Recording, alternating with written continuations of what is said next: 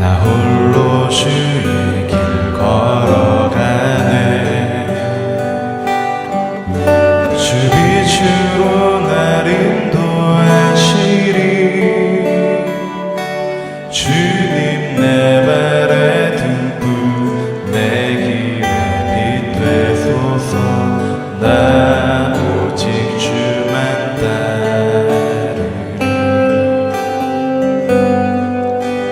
내 평생 주께 순종하리. 주 은혜의 영광 찬양하며 주 이름 영광 위에 날 붙들어 주소서. 나 오직 주만 따르리. 예, 한 번 더 고백합시다. 나 홀로 주의 길, 나 홀로 주의 길 걸어가네. 주 빛으로 날 인도하시리. 주님 내 발의 등불 내 길의 빛 되소서. 나 오직 주만 따르리. 내 평생 주께 순종하리. 주 은혜의 영광 찬양하며 주 이름 영광 위에 날 붙들어 주소서. 나 오직 주만 따르리. 예수 오소서. 거룩하신 주 예수 비추소서. 아름다우신 주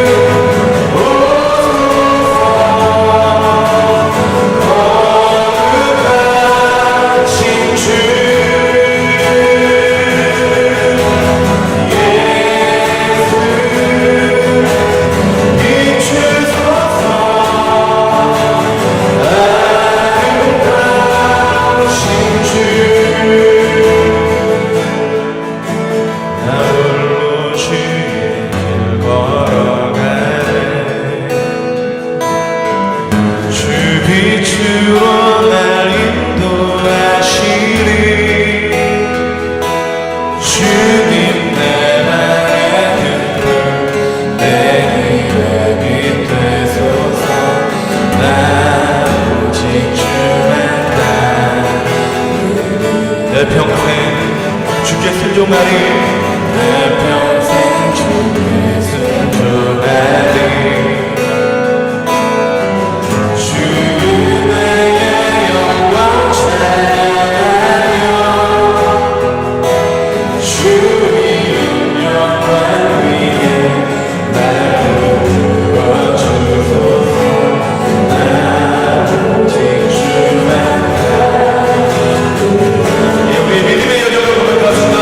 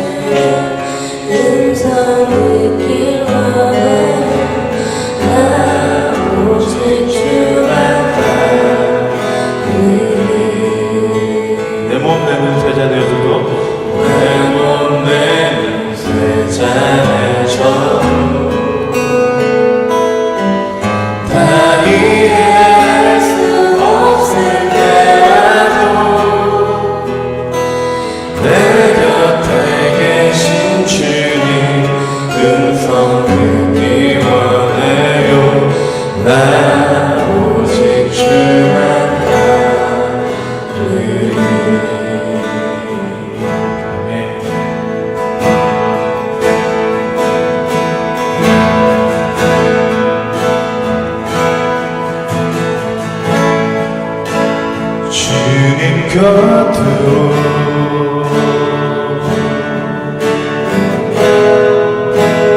날 이끄소서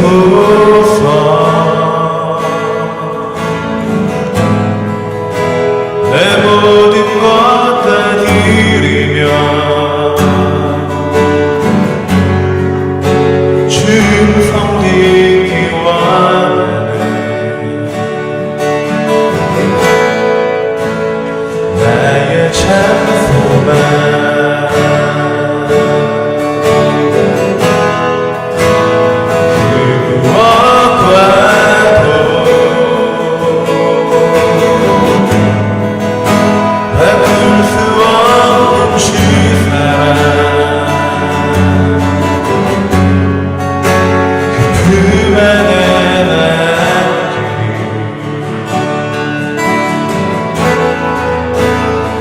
주님의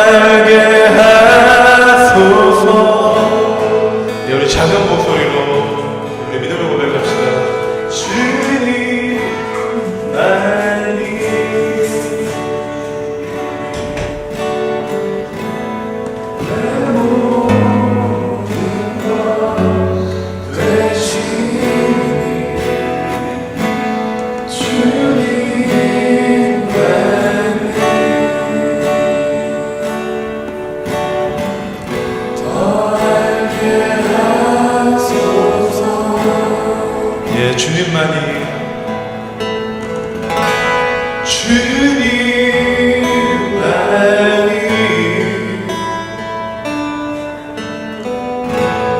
내 모든 것 되시니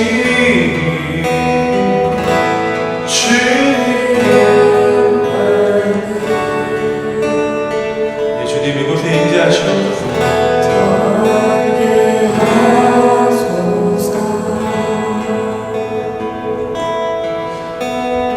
기도하겠습니다. 하나님, 주님과 알기를 원합니다. 주님 곁으로 더 가까이 가길 원합니다. 주님과 더욱더 친밀해지길 원합니다. 오늘 이 예배가 그러한 예배가 되어 주시고 주의 성령께서 우리를 붙들어 주시옵소서. 우리를 채워 주시옵소서. 세상이 줄 수 없는 것으로 주님 채워 주시옵소서. 다 같이 우리 기도하며 나가겠습니다. 좋으신 하나님 아버지가 감사합니다. 나의 전부가 되시옵소서. 주님의 모든 것이 되시옵소서. 사랑해 주님 감사합니다. 배로 마련된 주의 처소에서 예배하고 찬양하며 기도할 수 있게 하심이 얼마나 크고 넘치는 은혜인지 감사로 이렇게 제사를 드립니다. 지난 일주일의 삶도 선한 영향력을 가지며 주님의 은혜를 보이는 삶으로 인도하심을 감사드립니다. 더욱 본이 되는 삶으로 바꾸시며 세상의 기준이 되고 빛이 되는 삶을 살게 하여 주시옵소서. 그리하여 이 교회가 더욱 성장하고 성숙하여 세상에 더 큰 영향력으로 세워지는 역사를 보여주시옵소서. 성도 한 사람 한 사람에게 은혜와 삶의 풍성함을 더하사 하나님의 나라를 이루어가는 영혼을 살리고 돌아오게 하는 사람으로 세워주시옵소서.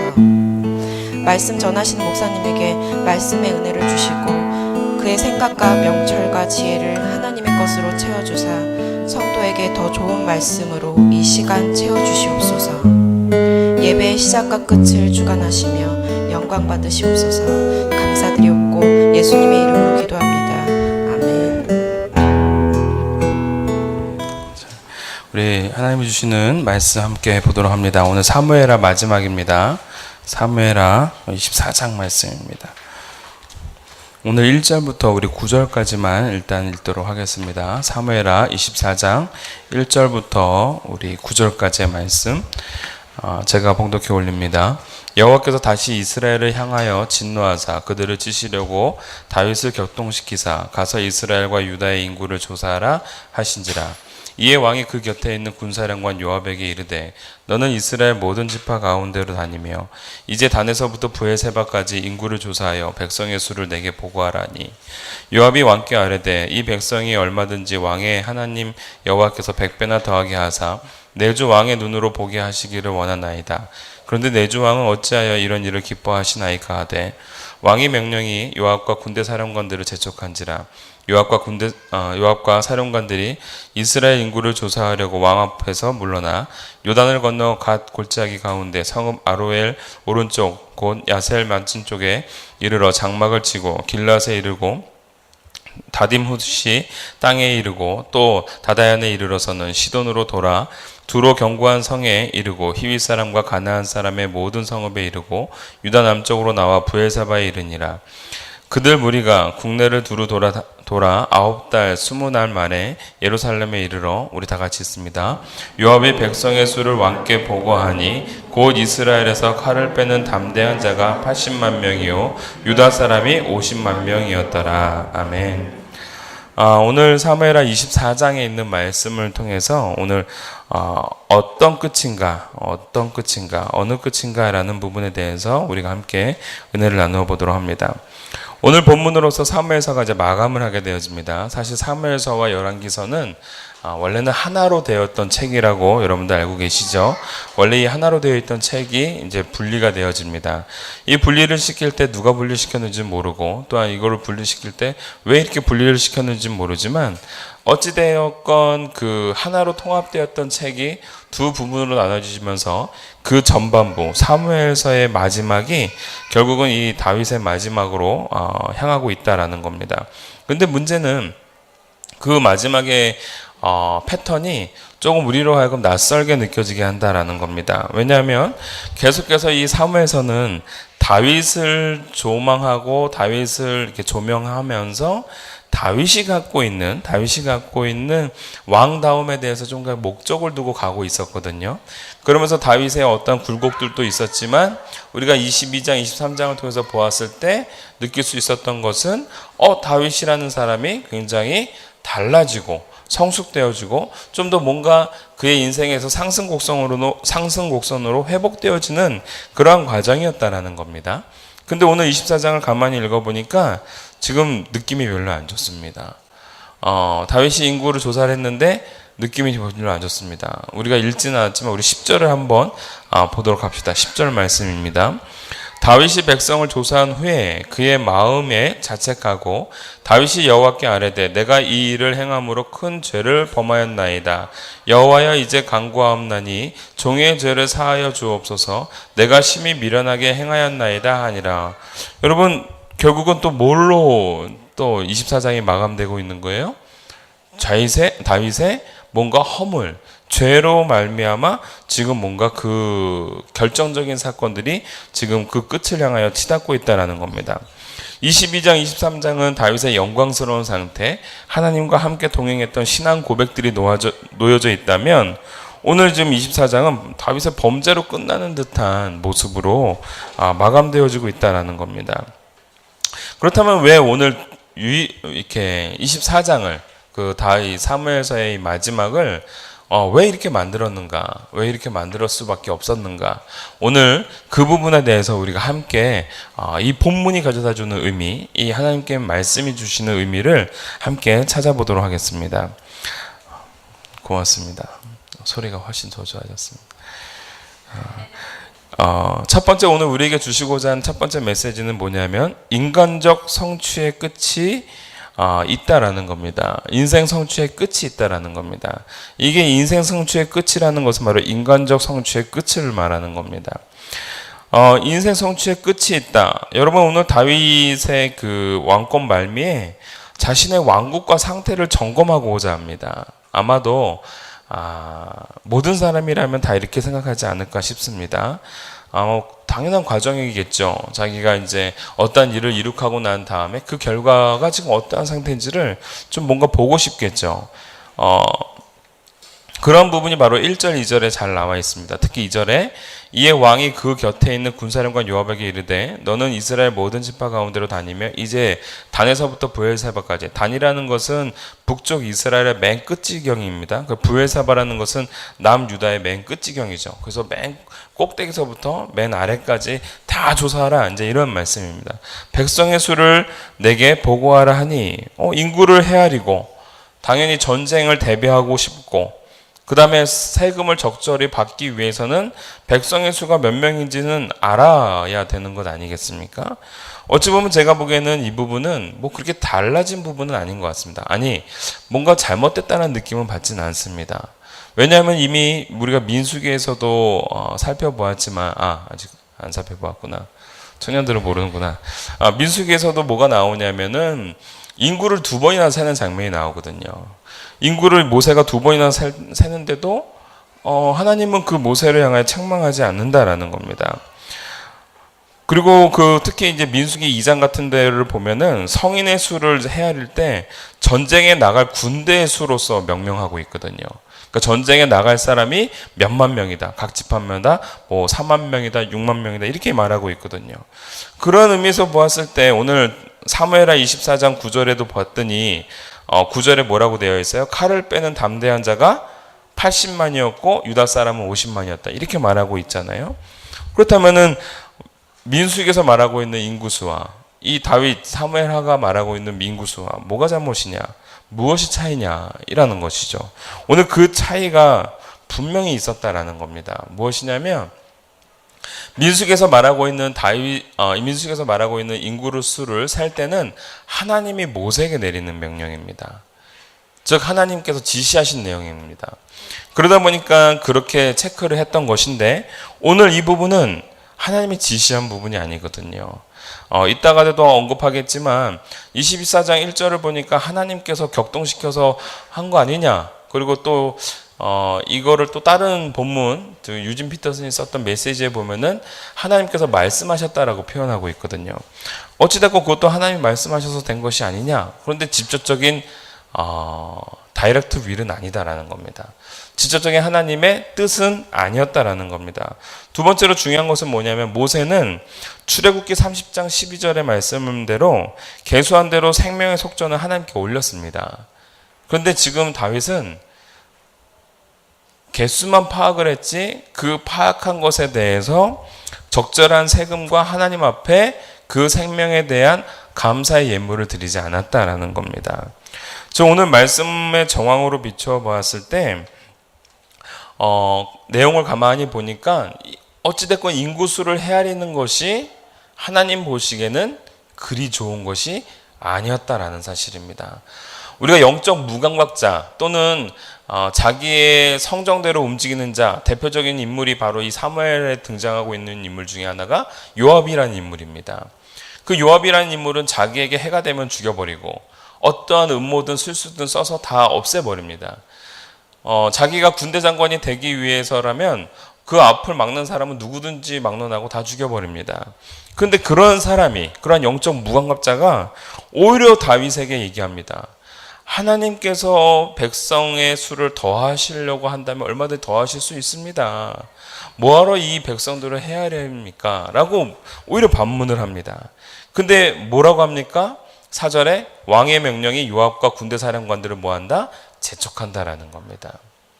분명히 영적 무감각자였던 이 요압도 이것이 별로 하나님이 원하시지 않는 것 같은데 굳이 왕께서 왜 이렇게 하셔야 됩니까? 라는 의문을 품을 정도다라는 겁니다. 여러분 바로 이겁니다.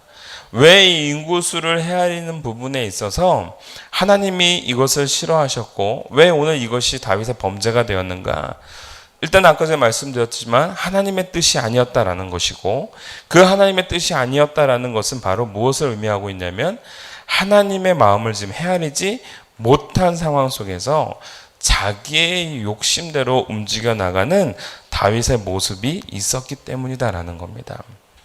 다시 말하자면 오늘 인생 성취의 끝, 즉 다윗은 자기의 인생을 끝내가면서 자기가 이룬 업적에 대해서 확인하고 싶었고 눈으로 목도하고 싶었고 또한 그것을 드러내고자 하는 그러한 불순한 그러한 마음들이 있었다라는 겁니다. 더 중요한 것은 또한 무엇이었냐면 여러분 이 다윗의 마음이 이미 인구수를 헤아리고자 하는 마음에 있었다라는 겁니다. 무슨 얘기냐면 여러분 오늘 24장 1절을 여러분들 오해하지 않았으면 좋겠습니다. 하나님이 다윗을 격동시켰기 때문에 다윗이 인구수를 헤아린 것 아니냐. 또는 다른 버전을 보면서 하나님이 말씀하셨다. 유진 피터슨의 메시지에도 그렇게 나와 있습니다. 하나님이 말씀하심으로 다윗이 마치 그 말씀에 따라서 인구수를 헤아린 것처럼 그렇게 보여지고 있습니다. 뉘앙스는 사실 그것이 아닙니다. 원래 우리가 분명히 알아야 되는 건 뭐냐면 여러분 내가 막 그런 마음이 없는데 내 마음을 격동시킨다고 내가 움직여집니까? 그렇지 않습니다. 내 마음에 어느 정도의 목적이나 욕구가 있어야지만이 뭔가 자극이 들어올 때 그렇게 움직여지는 겁니다. 내가 막 갑자기 막 영화를 보고 싶었는데 옆에서 야 이번에 명랑 좋대. 그러면 보고 싶어지는 겁니다. 그럼 움직여지는 겁니다. 영화 별로 보고 싶지 않았는데 명랑 요번에 되게 좋대 감동이래 보러 가자. 별로 움직여지지 않습니다. 예를 들면 제가 그 7번 방의 선물인가요?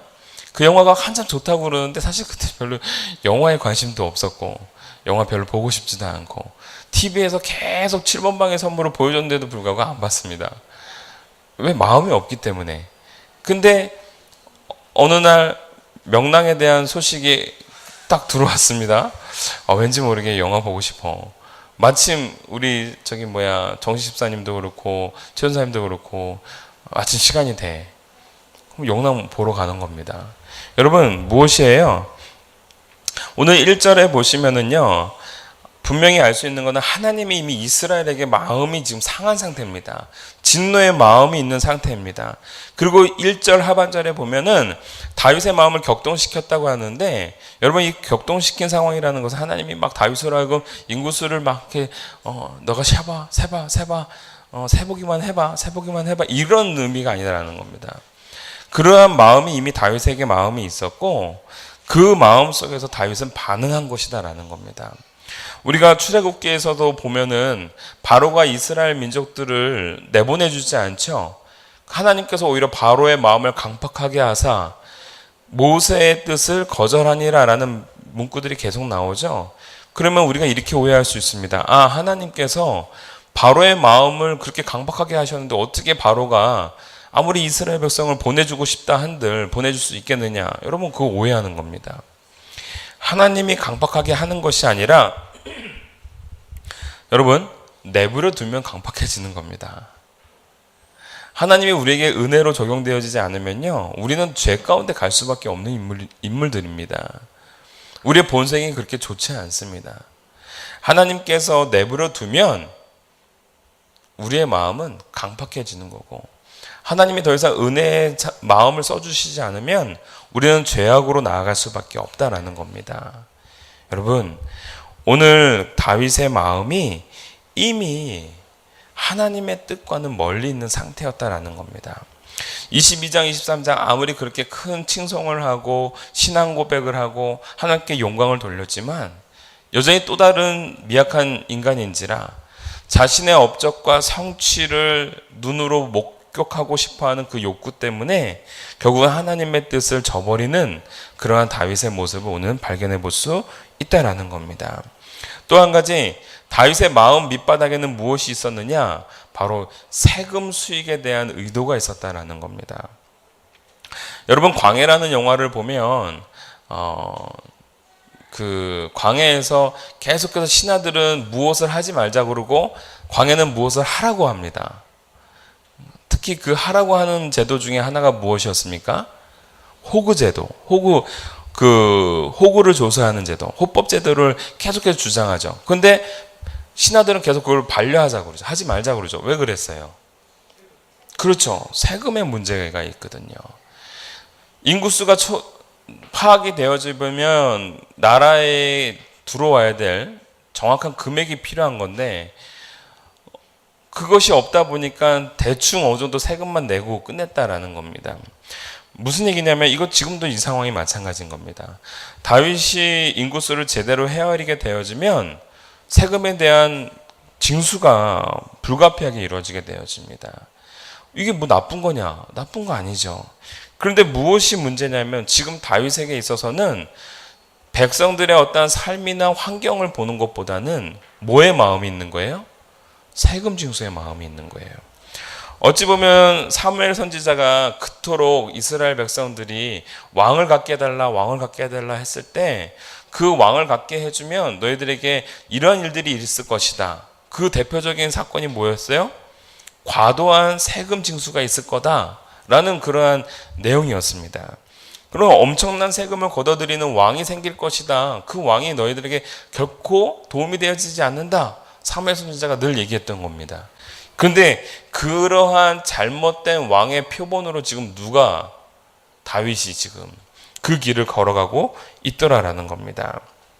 여러분, 오늘 우리가 무엇을 알아야 되냐면 우리가 제목이 오늘 무엇입니까? 어떤 끝입니까? 라는 부분에 있어서 우리가 어떠한 끝을 향해 나아가야 되느냐?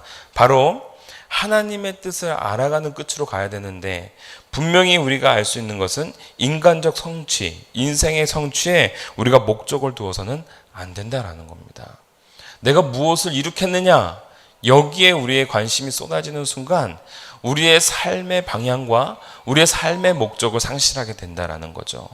오늘 다윗이 바로 그러한 부분을 말해주고 있는 겁니다. 다윗이 하나님이 왕으로서 세워주신 목적을 상실했습니다. 왕으로서의 위치만 남아있는 겁니다. 그리고 그 왕으로서 누릴 수 있는 혜택만 지금 마음에 있는 겁니다. 그러다 보니까 하나님의 뜻과는 상관없이 인구수를 헤아리고 군대로 나갈 수 있는 사람이 몇 명인지 헤아리고 또한 세금을 얼마나 거둘 수 있는지에 대해서 즉 자기 왕국에 대한 구축함이, 자기 왕국에 대한 세워짐에 온전한 마음이 있었다라는 겁니다. 여러분, 참 중요한 겁니다. 저는 많은 목회자들, 우리 많은 존경하였던 많은 목사님들이 원로가 됐을 때 망가지는 모습을 참 많이 봤습니다. 그분들이 젊었을 때 그런 마음으로 하지 않았을 겁니다. 그분들이 처음 목회를 했을 때 한 영혼을 바라보면서 그렇게 하지 않았을 겁니다. 그런데 어느 순간인가 자신의 위치와 사명과 목적의 방향들을 상실하는 순간 그 목사님에게 있어서의 교회는 자기 왕국이 되어버린 겁니다. 여러분, 세습이 왜 일어나는 겁니까? 내가 이룩한 왕국, 내 뜻 가운데서 내 자손에게 물려주고자 하는, 물론 여러 가지 좋은 의미도 있겠지만 오늘 우리가 분명히 알아봐야 되는 것 중에 하나는 무엇이냐면 내 왕국을 구축해서는 절대 안 된다라는 겁니다. 분명히 나에게 맡겨진 목적과 나에게 맡겨진 분명한 사명을 인식하지 않는다면 우리는 결국은 인생의 성취에만 목을 매달게 된다라는 겁니다. 인생 성취의 끝에 목을 매달게 되어지면 이렇게 범죄할 수밖에 없는 다윗의 인생이 되어진다라는 거죠. 여러분, 오늘 다윗의 인생을 가만히 살펴보십시오. 그의 성취가 그의 능력과 힘에 있었습니까? 아니면 그의 성취가 하나님과 함께함으로 있었습니까? 후자 아니었겠습니까? 여러분, 많은 목사님들이 오해하고 있는 건 내가 잘하고 능력이 있어서 교회가 성장했다? 결코 아니다라는 겁니다. 하나님의 목적하심과 뜻 가운데 잘 있었고 그 위치에 합당하게 있었고 그 목적을 상실하지 않았기 때문에 하나님이 붙여주신 겁니다. 하나님이 맡겨주신 겁니다. 더 큰 영혼들을, 더 많은 영혼들을 계속해서 붙여주신 겁니다. 그런데 어느 순간인가 원로가 됐을 때 이게 내가 이룩한 것이 되는 순간 그 교회는 하나님의 교회가 아니라 내 교회가 되어지는 겁니다. 여러분, 제가 원로가 되었을 때는요, 절대 이러지 않도록 여러분들이 도와주시길 바랍니다. 아멘이죠? 제가 소은이를 목회자로 만들고자 하는 마음은 있습니다만, 소은이가 동탄 이름교회 후계자가 되는 건 여러분들이 꼭 막아주시기 바랍니다. 아멘이죠? 소은이의 사위가 또 다른 목회자가 된다 해도 그걸 막아주시기 바랍니다. 아멘이죠? 제가 그때 가서 무슨 말로 여러분들 설득한다 한들 꼭 막아주시기 바랍니다. 아멘이죠?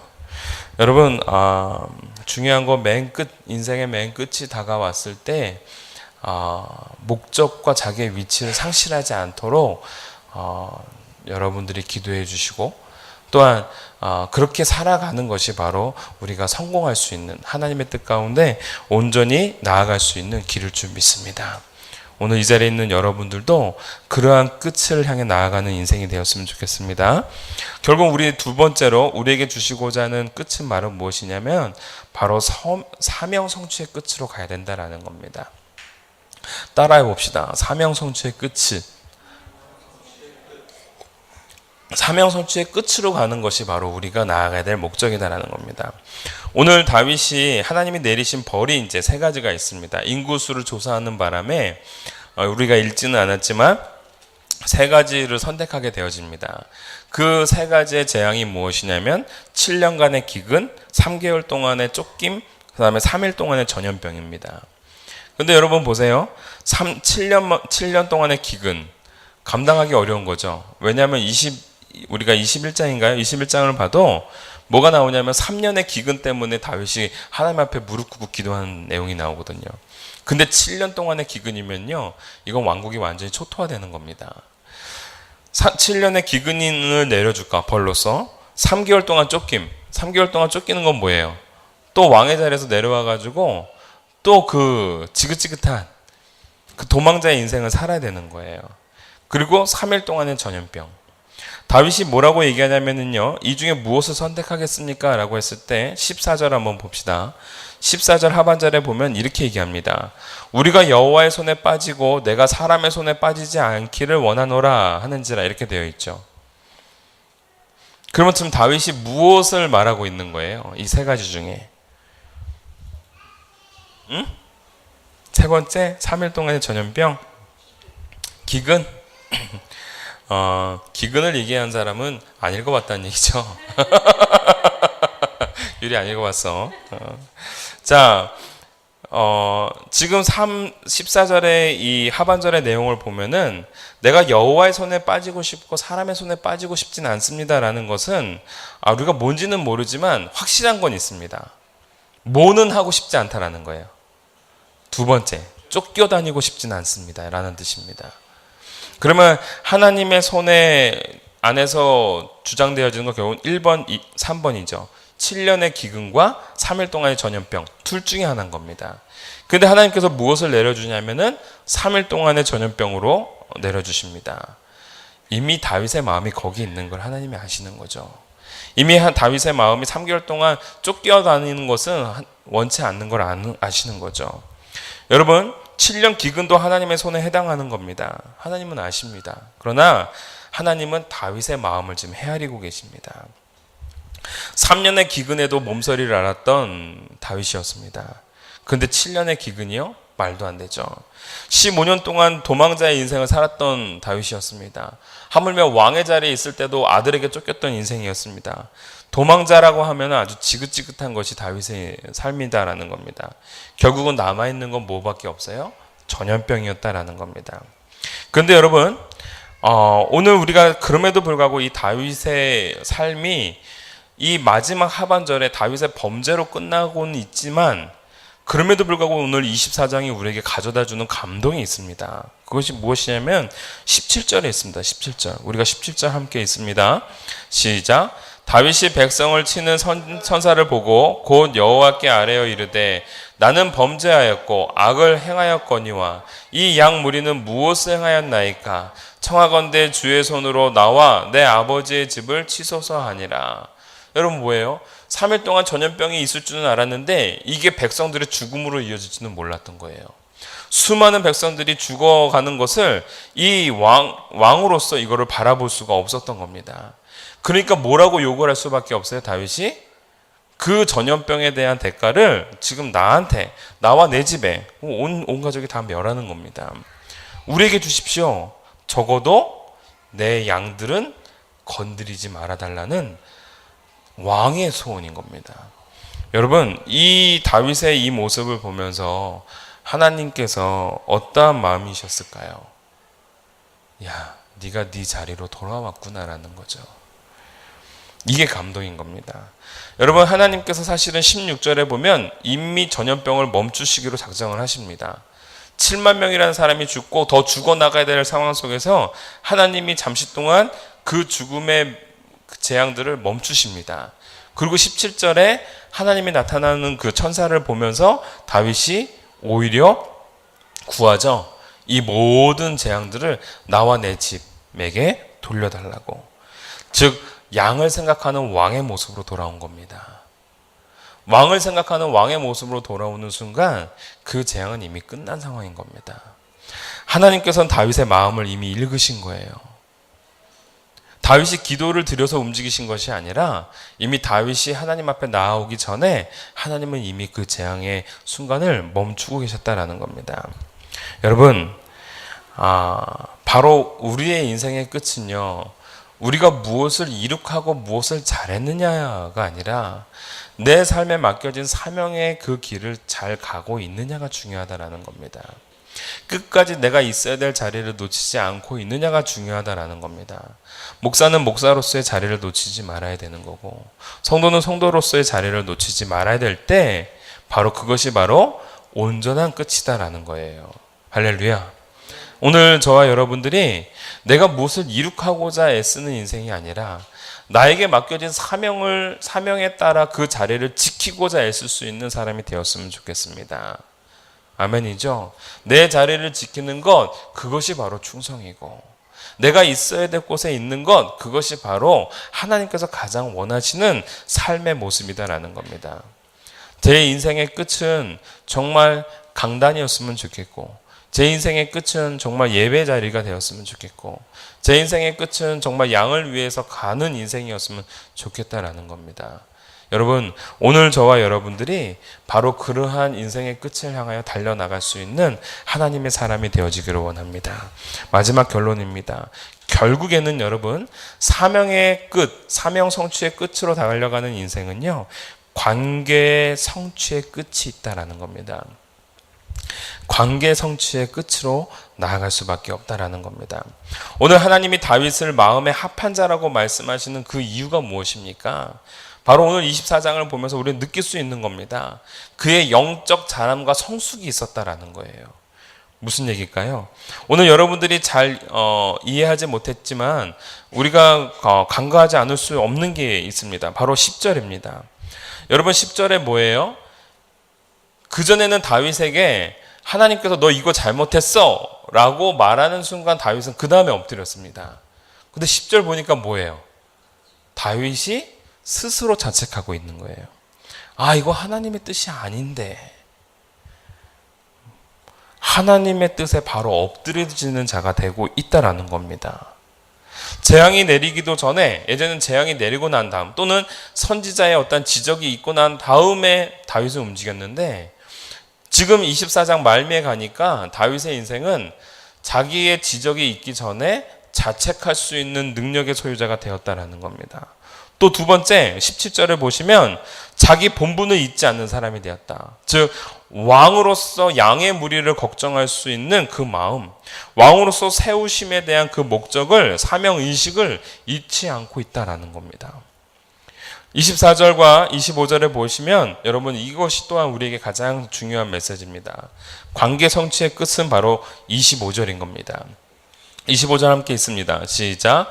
그곳에서 여호와를 위하여 제단을 쌓고 번제와 화목제를 드렸더니 이에 여호와께서 그 땅을 위한 기도를 들으심에 이스라엘에게 내리는 재앙이 그쳤더라. 아멘. 여러분, 자신의 헌신을 드리는 예배가 있습니다.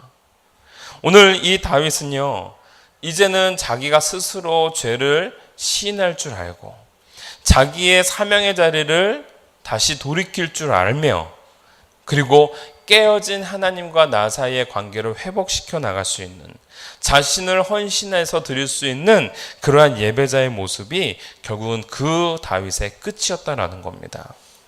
여러분, 오늘 성경에는 이렇게 얘기하고 있습니다. 어떤 성경에는 다윗의 인구조사 24장에 대한 대지를 그렇게 설명하기도 하고, 여전히 연약한 다윗의 모습, 뭐 이런 모습을 나오기도 하고, 다윗의 마지막 범죄, 뭐 이렇게 등장하기도 합니다. 어찌됐건 여러분, 그 과정이 우리가 가만히 살펴보면 다윗의 실패로 보이는 것처럼 보이고, 다윗이 뭔가 망가지는 모습으로 끝나는 것처럼 보일지 모르나, 오늘 오히려 이 24장에 있는 모습은 다윗이 성장해 있는 모습, 다윗이 성숙되어져 있는 모습을 보여주고 있는 것으로 마감되어지고 있다는 겁니다. 할렐루야. 여러분, 관계 성취의 끝, 그것은 바로 하나님과 끝없는 신뢰입니다. 왕의 기도를 들으시는 하나님의 모습, 그리고 다윗이 하나님께 드려지는 충성의 모습으로 마감되어지고 있는 이 24장. 이것보다 더할 나위 없는 왕의 모습이 어디 있겠습니까? 여러분, 오늘 다윗은 범죄한 왕으로 마감 짓는 것이 아니고요, 하나님을 두려워할 줄 아는 왕, 하나님을 예배하는 왕, 하나님의 사명을 기억할 수 있는 왕으로 등장하고 있다는 겁니다. 여러분, 이것보다 더 멋진 왕의 모습이 어디 있겠습니까? 오늘 저와 여러분들에게도 그러한 인생이 되어지기를 바랍니다. 내가 무언가 큰 업적, 좋은 직업 또는 큰 부를 누려서가 아니라 내 인생에 있어서 늘 끊임없이 하나님의 목적대로, 하나님의 사명대로 살아가는 인생이라는 것, 그리고 늘 긴장하면서 하나님께 드릴 수 있는 헌신의 인생이라는 것, 하나님을 두려워할 수 있는 인생이라는 것이 우리의 맨 마지막 삶까지 이어진다면, 여러분, 그것보다 더할 나위 없는 성공한 삶은 없을 줄 압니다. 오늘 저와 여러분들이 그러한 하나님이 되었으면 좋겠습니다. 예배는 바로 하나님과 나 사이를 회복시켜주고 또한 예배는 하나님과 나 사이에서 더욱더 바른 길로 나아갈 수 있게 만드는 도구가 될 줄 믿습니다. 그 과정이 될 줄 믿습니다. 여러분, 사무엘서의 마지막 다윗은 다윗의 죄악으로 끝나는 겁니까? 다윗의 성숙함으로 끝나는 겁니까? 다윗의 성숙함으로 끝난다라는 겁니다. 오늘 저와 여러분들이 그러한 다윗의 인생처럼 그러한 성숙된 인생으로 끝나는 인생이 되었으면 좋겠고, 더 나아가서 오늘 우리가 사무엘하 24장을 다윗의 입장에서만 보면은 다윗이 성숙한 모습으로 끝나는 것이지만, 또 하나님의 입장에서 봤을 때는 끝까지 긍휼을 잃지 아니하시는, 끝까지 사랑을 잃지 아니하시는, 끝까지 자비를 잃지 아니하시는 하나님의 모습을 우리는 발견해 볼 수 있다라는 겁니다. 다윗은 또 넘어졌습니다. 또 잘 나가다가 또 넘어졌습니다. 그럼에도 불구하고 하나님은 끝까지 그 다윗을 기다리시고 계십니다. 오늘 저와 여러분을 기다리시는 것처럼 오늘 그 하나님을 만끽할 수 있는 저와 여러분이 되어지기를, 그리하여 하나님과 나 사이가 관계가 회복되어지는 역사가 있기를 주님의 이름으로 축원합니다. 우리 함께 결단의 찬양했으면 좋겠습니다. 거룩하신 성령이여, 오늘 하나님께서 우리의 인생 가운데 임재하시기를 바랍니다. 그 임재하신 하나님께서 우리가 자원하는 예배자로 나아가고자 할 때에 우리와 함께 더불어 주시고, 또한 세상의 모든 것들을 바라보며 나아가는 인생이 아니라 하나님의 뜻대로 나아갈 수 있는 인생이 되게 해달라고 우리가 함께 고백했으면 좋겠고, 나아가 주님을 경배하면서 주님을 찬양하면서 끝까지 예배자의 자리를 놓치지 아니하는 저와 여러분이 되어지기를 간절히 소원합니다. 우리 함께 찬양하도록 하겠습니다. 거룩하신 성령이여, 거룩하신 성령이여, 우리에게 임하소서. 성령의 불로 오셔서 세상 얻는 마음 태우소서. 손을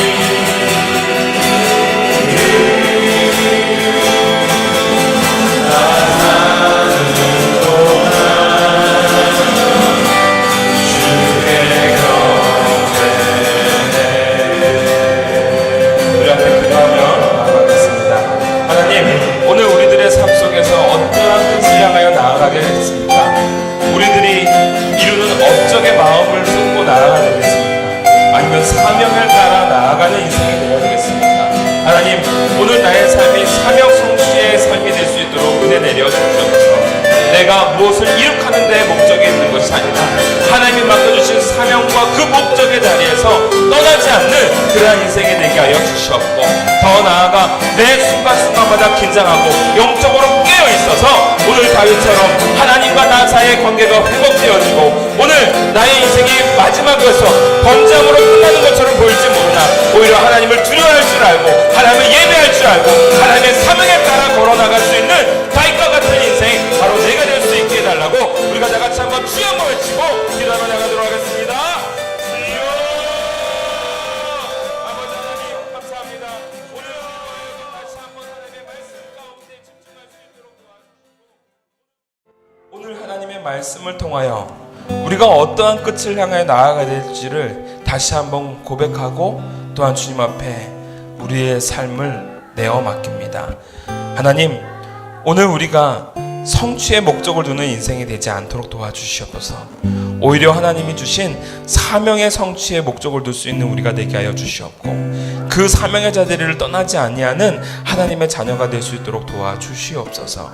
그리하여 많은 사람들이 우리들의 인생을 볼 때 비웃음의 인생이 될 수도 있고 무기력한 인생이 될 수도 있고, 또한 죄로 말미암아 마지막으로 가는 다윗과 같은 모습이 되려는지 모르지만 그 실상은 오히려 하나님을 두려워할 줄 아는 인생이고 하나님을 예배할 줄 아는 인생이고 하나님의 사명을 떠나지 않는 인생이었음을 우리가 바라보면서 우리 또한 그러한 인생이 될 수 있도록 은혜의 은혜를 덧입혀 주시옵소서.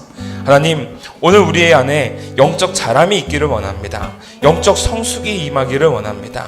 본성에 따라 움직여 나가는 인생, 남들의 시선에 따라 움직여 나가는 인생이 아니라 늘 하나님의 뜻에 민감할 수 있고 예민할 수 있는 저희들이 되게 하여 주시옵고, 그리하여 하나님과 나 사이의 그 관계의 끈을 놓치지 않으려고자 하는 그러한 간절함과 절박함이 늘 우리 가운데 머무를 수 있도록 도와주시옵소서. 다윗의 충성된 모습이 하나님께 마음에 합한 자라고 말씀하셨던 그 고백의 내용이 될 줄 믿습니다.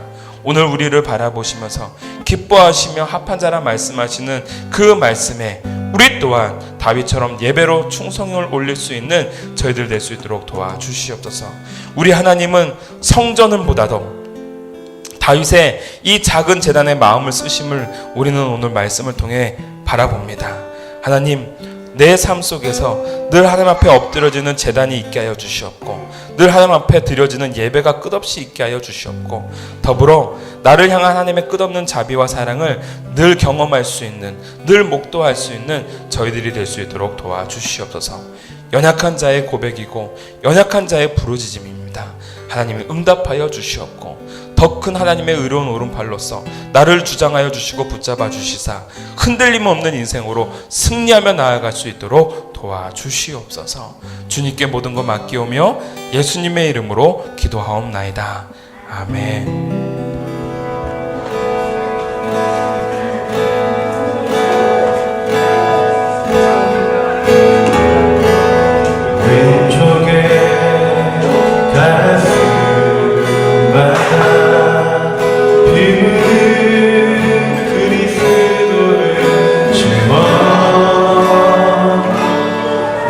땅에 부르고 부른 그리스도의 계절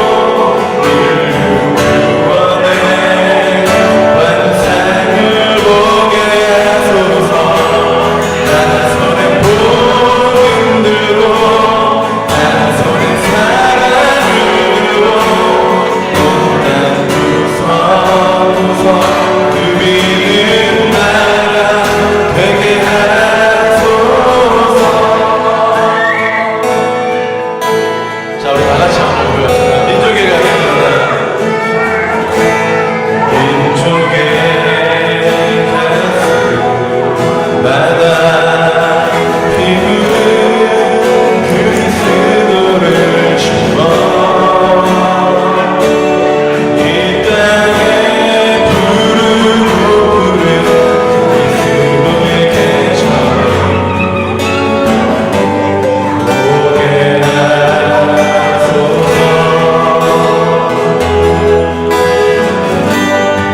오게 하소서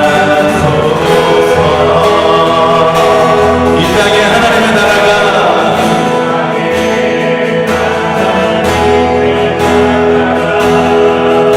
이루어지게 하옵소서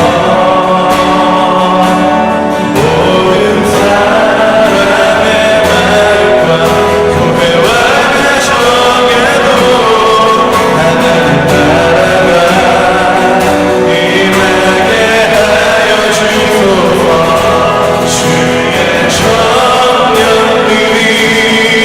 예수의 꿈을 꾸고 이를 구원의 환상을 보게 하소서 한 손에 복음 들고 한 손에 사랑을 들고 또다른 두손 누리는 나 되게 하여 주의 청년들이 할렐루야 주의 청년들이 예수의 꿈을 꾸고 이루는 구원의 환상을 보게 하소서 한 손에 복음 들고 한 손에 사랑을 들고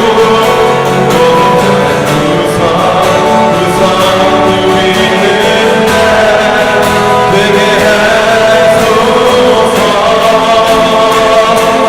이 땅 구석구석에서 예수를 주로 고백하게 하소서 하늘의 뜻 이 땅에 이루어주소서 주의 나라 되게 하소서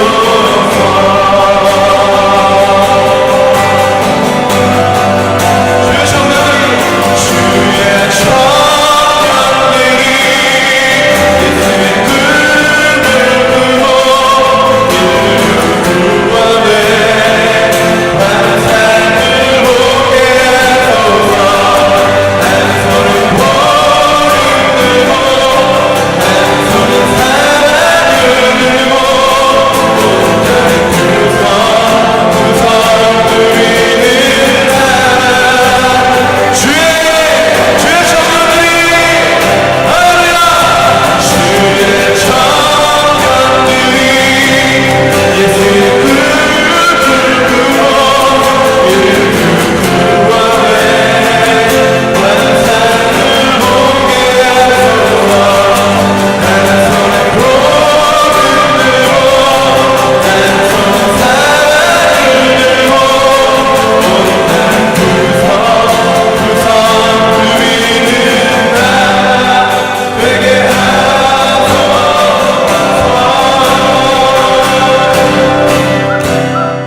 할렐루야 주의 아들 모두 축복합니다. 또 두 번째 권고는요, 공도기도 제목 놓고 여러분들 기도하시는 거 잊어 모르지 마시고요, 때를 쫓아서 기도하시는 것이 좋을 것 같습니다. 이렇게 공도기도 제목 기도는 그냥 물론 무시로 여러분 생각날 때마다 기도하는 것도 좋지만 여러분 때를 먼저 정하시고 그걸 놓고 기도하는 것도 좋은 방법이라고 생각합니다. 오늘 심원식 오픈 강의 계속합니다.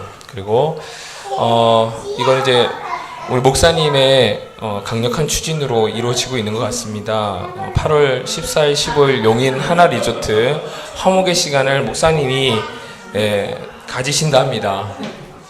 같이 가지실 분들은 같이 가시면 됩니다.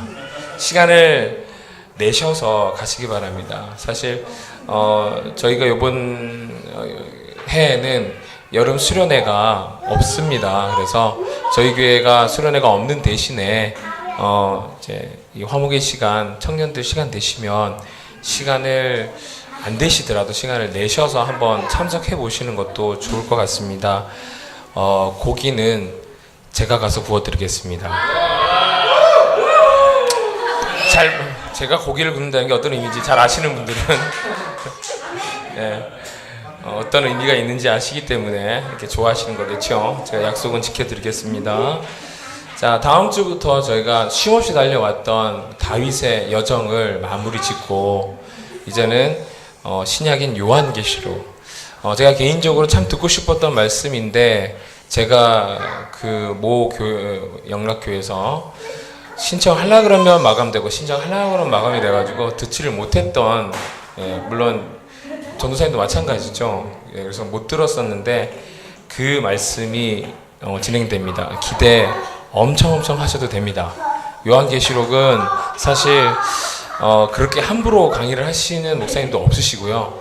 그리고 그만큼 탁월하게 또 강의하시는 분도 없는데 제가 저희 교회 목사님이라고 드릴 말씀이 아니라 저희 나라 안에 손안에 뽑는 요한계시록 강의록이 되는 것 같습니다. 네, 분명합니다. 그거는 뭐 제가 안 들어봐서 그런 게 아니라 잠깐 맛배기만 봤는데요. 깜짝 놀랐습니다. 그 해석을 제가 그 요한계시록을 기대하는 마음으로 여러분들 읽어오세요. 요한계시록 1장부터 읽어오세요. 기대는 했는데 안 읽어왔다. 손 들고 말씀드리세요. 찬양팀 모집합니다. 지원 바랍니다. 네, 찬양 같은 것도 같이 함께 했었으면 좋겠습니다. 자, 오늘 또 예배를 다 같이 일어나셔서 주제 찬양하시고 목사님 축도로 예배를 마치도록 하겠습니다. 우리 14일날 15일날 이거는요, 여러분들 청년들한테 제가 이미 예전에 한번 시간들을 한번 조율한 상황에서 진행하는 겁니다. 여러분들 청년들 같은 경우는 빼시면 안 됩니다. 시간 되는 거 내가 확인하고 진행하는 거예요. 여러분들 안 물어봤다고? 처음 듣는다. 교회를 나와야지. 자, 무조건 가급적이면 여러분들 청년들 최대한 함께 했으면 좋겠고요. 여러분 이 다음 주에 요한계시록을 이제 시작을 합니다. 잠깐만. 요한계시록은 여러분들 꼭 중요한 부분이에요. 이 부분은 우리의 신학적 어떤 흐름과도 연관이 되어 있고 이것이 명확해져야 여러분들이 이단에 흔들리질 않아요. 그리고 뭐가 옳고 그름인지를 정확하게 알 수가 있습니다. 그래서 제가 이걸 어떻게 할까, 한 장씩 나갈까, 아니면은 이렇게 구절로 이렇게 잘라서 나갈까 고민 중에 있습니다, 여러분. 기왕 하는 거 우리 확실하게 하려고 하기 위해서 여러분들 제가 좀 되게 마음 쓰고 이미 이 부분에 대해 최 전사님이 한 달 전부터 요구를 하셨어요. 다음번에 이제 사무엘하 다 끝나가는데 다음번에는 목사님 이거를 좀 해주십시오. 그래가지고 제가 그러한 니드가 있었구나라고 생각을 해서 제가 이거 하기로 마음 먹었고, 그래서 제가 지난번에 봤던 책들을 또 다시 한번 또 좀 섭렵하고 있습니다, 여러분. 그러면서 이제 여러분들 안에서 정말 좋은 엑기스만 뽑아서 드리려고 하는 부분이니까 기대하시고 기도하는 마음으로 다음 주부터 우리 요한계시록에 하나님의 놀라운 은혜를 또 만끽하는 시간 되었으면 좋겠습니다. 자, 우리 다 같이 일어나셔서 우리 결단 찬양합시다.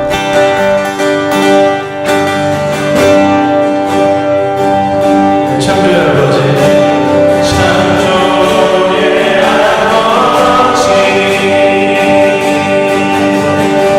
그 성리 보이사 택하신 세대 이르며 택하신 세대 이르며 이 땅을 보시소.